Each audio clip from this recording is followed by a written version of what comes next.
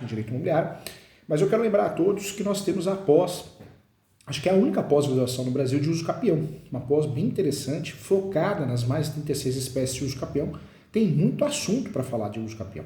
E tem a pós-regularização de imóveis também. Também acredito que seja a única pós-regularização de imóveis no Brasil, focada na prática. E a pós-regularização de imóveis, nós cuidamos muito, tratamos muito da regularização administrativa, por isso tem tanto engenheiro fazendo, arquiteto, além de advogados, né? Então, e cartorários. Vamos juntos, vamos caminhar então.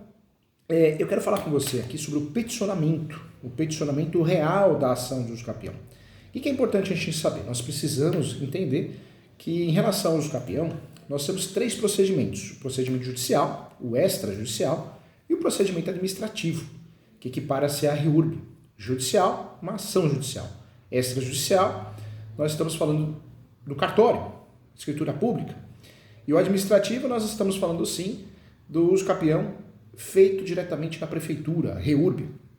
Quando surgiu o uso capião extrajudicial, ele já existia, na verdade foi regulamentado pela Lei 6.015 e o Código Civil. Muitos falavam em uso capião administrativo. Muitos falavam isso. Uso capião administrativo, mas na verdade administrativo é um procedimento e o extrajudicial é outro. Nós não podemos confundir e achar que é a mesma coisa.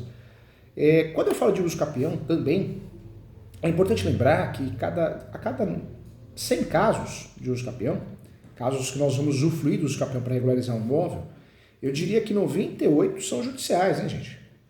Ah, professor Júlio, mas vende na internet que eu vou ficar rico, vou ficar milionário fazendo uso capião extrajudicial, que é muito rápido, muito fácil. É balela, né, gente? Se você pesquisar quem vende curso, essa turminha que surgiu de uns anos para cá, acho que uns 2, 3 anos para cá, você vai ver que nem advogado era. É advogado há pouco tempo, ou nem advogado é. Então, assim, o pessoal está preocupado em vender curso, né? E o golpe tá aí, quer quem quer, né, gente? A gente tem livre-arbítrio de fazer o que quer. O brasileiro não guarda documento. O brasileiro procura advogado quando existe iminência de litígio, ou já existe um litígio. Então, o que nós precisamos ter em mente? Não é comum o brasileiro guardar tudo, água, luz, fotos, imagens, já pensar no uso capião. Não é comum. Pode ser que uma ou outra pessoa faça isso, mas não é comum. Outro ponto, os cartórios são mal treinados, os cartórios são conservadores, os cartórios recebem muito pouco, seus emolumentos são minoritários perto da responsabilidade de fazer um uso capião extrajudicial. Então cuidado, tá? Cuidado. Nem tudo que vende na internet é uma realidade. Tem muita gente vendendo curso, não sabe nem o que está falando. Se você puxar no site TJ lá do estado que a pessoa resida, hein? Você vai ver que não tem nem processo no nome. Tem ação de outros ramos, trabalhista, previdenciário. É assustador. Mas é isso, acho que é em toda a profissão, é em todo o ramo. A internet trouxe a facilidade de você ter informação, mas atualmente trouxe também aí aquela venda implacável, cansativa, né? Então é uma realidade. Quando eu falo de uso capião, o que nós precisamos pensar? Endereçamento. Se eu opto ao judicial, e normalmente vai ser o judicial, em caso de litígio, falta de provas, cartório conservador, eu vou procurar fazer uma petição limpa, uma petição focada. Primeiro ponto, o uso capião é uma ação declaratória, não tem réu. Não tem réu. Então, aqueles modelos que você acha na internet, quando o advogado coloca réu contra, em face, na verdade está confundindo, né? Está errando a forma de fazer a peça. É que nem divórcio consensual, não tem réu. O casal, ambos querem o divórcio, querem a separação, então eles são requerentes, não tem requerido. E o uso capião, eu trago esse exemplo, é uma ação declaratória, não tem réu. Por mais que lá na frente, lá no pedido, eu vou pedir a cessação dos confrontantes e o último proprietário do imóvel, mas isso não quer dizer que tenha réu. O uso capião é a forma originária de adquirir propriedade. Então isso quer dizer que eu não tenho vínculo com o proprietário anterior. Eu não tenho vínculo nenhum. Eu não fico preso à matrícula, às informações da matrícula. Por isso é possível fazer uso capião de imóvel penhorado, bloqueado, imóvel de área de APP, preservação ambiental, imóvel tombado. É possível fazer uso capião dessas situações porque, de fato, eu não tenho vínculo com a matrícula anterior. A ideia é que no uso capião você crie uma matrícula nova, um registro novo. Essa é a ideia. Toda vez que eu falo de uso capião, é importante frisar, é importante lembrar que é forma originária de adquirir propriedade. forma originária de propriedade. Isso quer dizer que eu não tenho vínculo nenhum com a forma derivada, ou seja, com a matrícula. Então é importante deixar claro isso, porque isso gera muita confusão. Quando nós falamos aqui de uso capião extrajudicial, eu tenho que fazer escritura pública para tentar registrar no cartório. Quem faz escritura pública é o tabelião. Registrador, na verdade, registra. Falando em uso capião, também é importante falar, o uso da forma administrativa é um requerimento que eu faço à prefeitura, em regra, a Comissão de Regularização Fundiária, faço esse requerimento e, diante disso, né, a prefeitura, a Comissão de Regularização Fundiária vai analisar de fato se vai ocorrer o registro ou não, né? Quando eu falo dessa Comissão de Regularização Fundiária, se eles entenderem que deverá ocorrer o registro, não que vai ser feito o registro, porque quem faz o registro é o cartório, mas vai ser expedida a certidão de regularização fundiária, né? Então, essa certidão eu vou pegar e vou levar ao cartório para a tentativa de registro. É isso que eu tenho que ficar atento.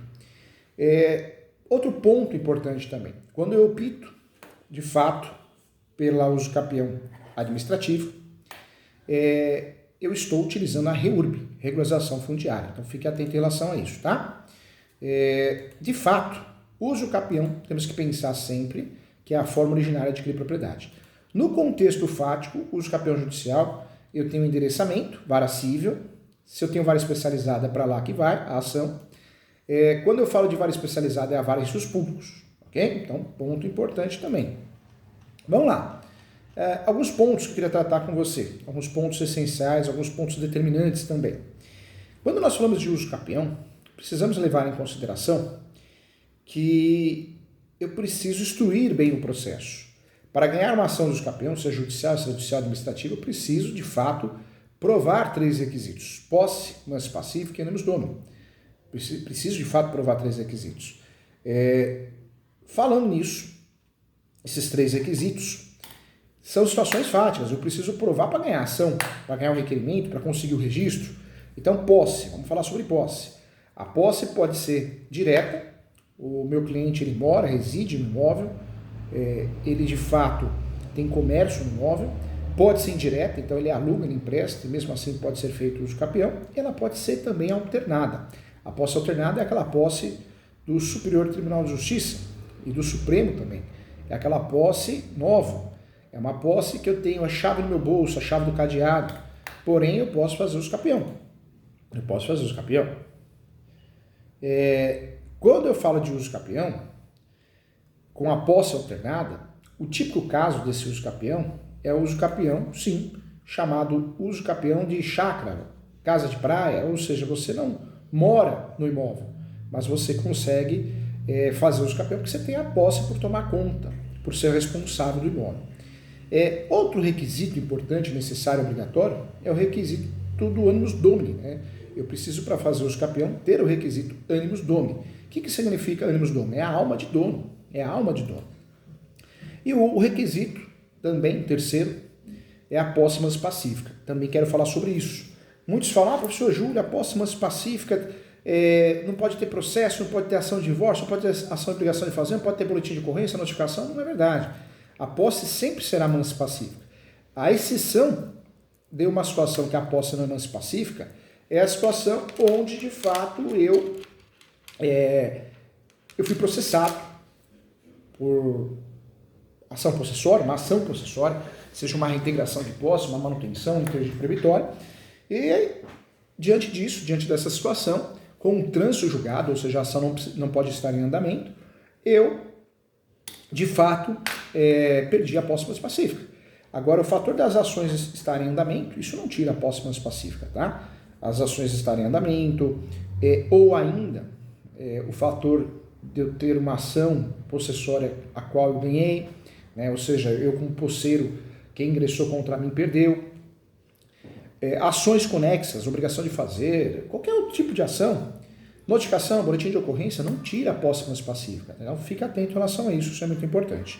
Como funciona o uso capião? Então, o uso capião é um procedimento utilizado por quem deseja adquirir a propriedade de um bem do qual já tem a posse. Tá? Então, o uso capião é isso, forma originária de adquirir propriedade. Outras dúvidas, né? Quais são os documentos que devem conter no pedido de uso capião? Água, luz, quando eu tenho, ótimo. Internet, contas de consumo, IPTU, mas não é obrigatório esses documentos. Eu tenho que provar a posse. Então pode ser declarações, boletim de ocorrência, matrícula e vários outros. Certidão de localidade, eu consigo provar com vários outros documentos. Não necessariamente tem que ser água e luz. Ponto importante também. É obrigatório, sim, a certidão de propriedade atualizada, um laudo de georreferencial, a topografia atualizada, para o imóvel rural, o georreferencial, para o imóvel urbano, uma topografia, que é a planta e o grau descritivo. Eu preciso, sim, desses documentos de forma obrigatória. O valor da causa no uso capião é o valor venal, tá? Em regra, é o valor venal. As modalidades do uso capião. Nós temos o uso capião para bens móveis e bens imóveis. É importante lembrar, bens móveis tem o uso capião extrajudicial, tem o uso capião ordinário, então é importante. No extraordinário, o professor tem até um livro, as 36 espécies de uso capião, as 36 modalidades, nós temos mais de 36 espécies. As mais conhecidas, o ordinária, 1242, extraordinária, 1238, são espécies conhecidas do dia a dia. O uso capião especial, nós temos várias espécies de uso capião especial, especial urbano, especial rural, especial coletivo, especial indígena, especial familiar. Então, importante lembrar, nós temos também espécies de uso capião do direito de família, uso capião familiar, uso capião dominical, uso capião de abandono. Então, tem várias espécies importantes, né? Quando nós falamos de uso capião. Toda vez que a gente fala de uso capião, é importante lembrar que nós temos mais de 36 espécies. Temos fundamentação na Constituição Federal, temos fundamentação também no Código Civil e temos ações ou modalidades de uso capião atípicas, né? Ou seja, não tem modalidade específica, é atípica, porque é doutrinária e jurisprudencial. Então é importante falar sobre isso também. Sempre que eu pensar em uso capião, na peça, seja o requerimento para o cartório, para o registro do uso capião extrajudicial ou o uso capião judicial, eu preciso pensar na qualificação. E a qualificação em direito imobiliário, você já sabe que é uma qualificação a qual eu tenho que respeitar, sim, na regra de desconsórcio necessário. Então, se é casado ou casada, tem que aparecer, né, no polo dessa ação ou desse requerimento. Se de fato não aparece no polo dessa ação ou desse requerimento, o juiz vai pedir para emendar. Então, o ideal é eu colocar a esposa ou marido para respeitar o desconsórcio necessário. E se isso não for de gosto, né, do nosso cliente, a saída é pedir a citação, que é horrível, ou nós vamos pedir também uma outra saída, nós vamos pedir também a juntada de uma declaração de ciência, talvez é a melhor saída, né, juntar a declaração de ciência para que a gente consiga dar o devido andamento. Essa peça é formada pelas preliminares, então justiça gratuita, posso pedir e devo pedir também a verbação premonitória, quando for o caso, antecipação da perícia, quando for o caso, o cliente não tem condições de pagar a planta descritiva e depois pagar a perícia. Eu consigo